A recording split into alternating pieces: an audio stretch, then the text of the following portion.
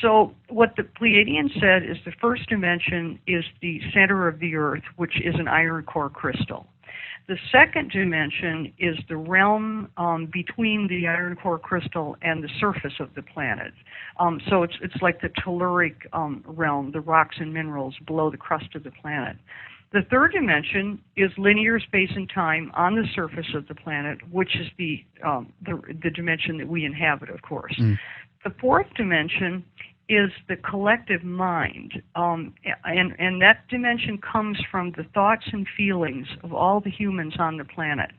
And for instance, animals don't have a collective mind, even though they're very superior. Animals and plants are actually very superior beings, but they do not participate in the collective mind. Lucky for them. Lucky for them, and yeah. So, yeah, right. Your dog doesn't worry about the war in Iraq, you know. Yeah. But the fourth dimension not only is the collective mind and all these thoughts and feelings as a collective, it's also the realm that connects all of us. And so understanding this dimension is the key to moving into oneness and connectivity, which is, I think, what's happening. Then, once we go through the issues of these thoughts and feelings and polarized realms in the fourth dimension, the next dimension, the fifth dimension, is the opening of the heart. It's the realm of unconditional love.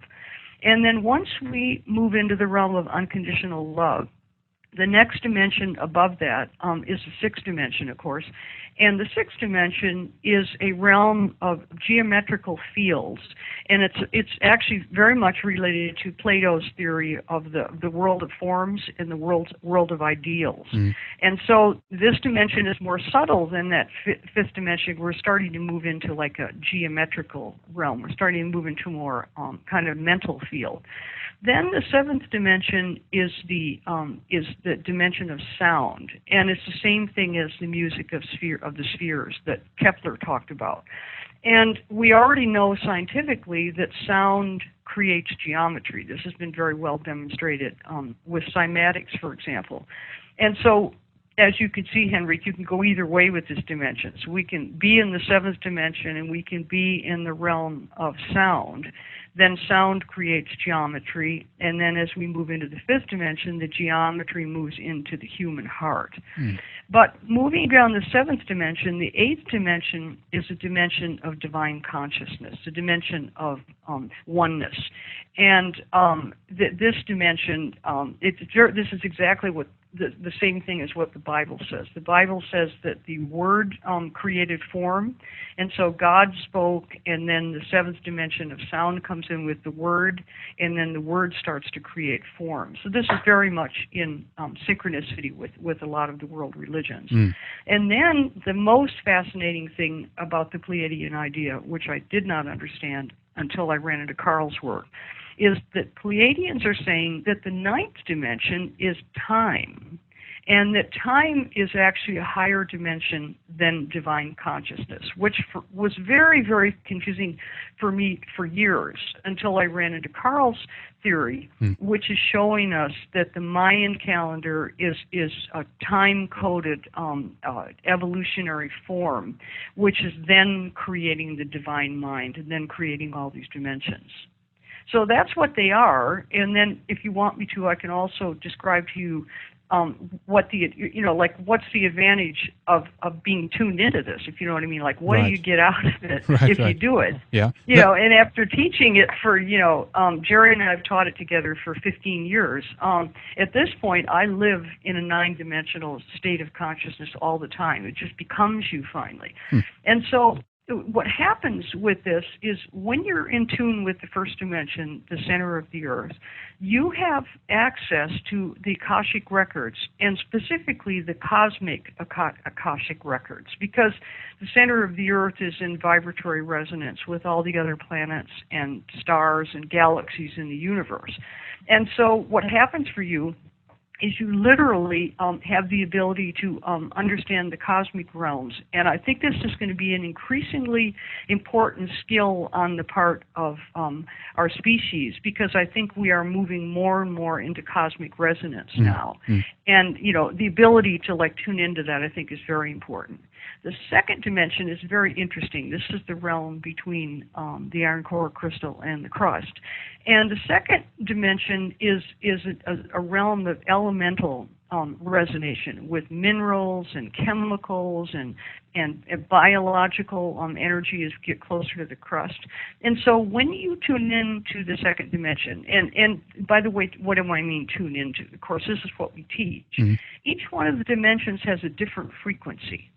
And by studying the teachings about these dimensions, or actually experiencing them with Jerry and me, what happens is you start to be able to feel the difference between each one. So when I say tuning into the second dimension, it actually involves slowing your body down. And when you tune into the elemental resonation, you have the opportunity to achieve absolutely perfect health. Being in tune at that level means not having to go to the doctor or the hospital, which I think is an excellent choice on this planet. Yep. You know. Then the third dimension is pretty simple. We understand that one pretty well because we live here. And all I did in the third dimension was offer indigenous teachings about being in touch with seasonality, like equinoxes and solstices and lunar cycles, and also the 7 directions. And when you are in tune in the third dimension, you're psychic, and you know whether to take your car down a certain street or not. It's really pretty amazing when people are really tuned into 3D in an effective way. Then the fourth dimension, as I said to you when we started, is the really tricky one. Because the fourth dimension, first of all, has all the records of everything that ever happened on this planet. And that is the same thing as the Akashic records in the core, right, except the Akashic records of the fourth dimension are the Earth Akashic records. So this is all of history, all of evolution, all of every past life encounter that you ever had. And so as you can imagine, it's lots of fun to play with that stuff.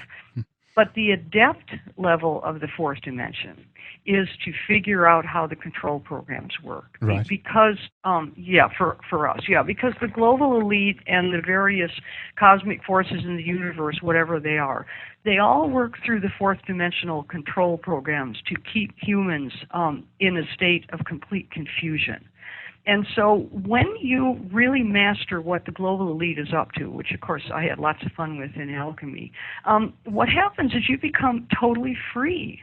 Because when they start to hand out their BS, you don't fall for it. Right. You know, like when 9/11 happened, I already knew the government did it by 1 o'clock that afternoon, if you know what I mean. Mm-hmm. The United States, well, no, actually, the United States, Pakistani, and the Mossad in Egypt, or Israel, excuse me. Mm-hmm. In other words, if you can just watch these guys, and this is what everybody's doing right now, which is lots of fun. But I would say that probably this is the most interesting dimension because I think in 2011 the fourth dimension is going to clarify.